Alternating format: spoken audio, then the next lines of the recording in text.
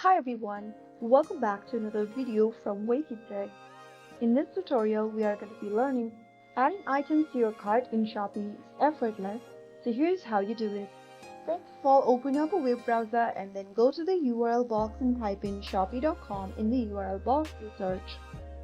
Now go ahead and log into your Shopee account like you normally do. Once logged into your account, browse for the product you want to purchase. You can also search for the product using the search box at the top. After you find the product you'd like to purchase, simply click on that and open up the product overview page.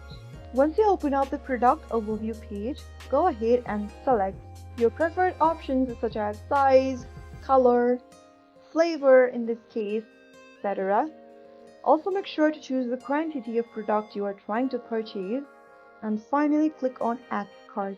After you do that, your item will be added to your shopping cart.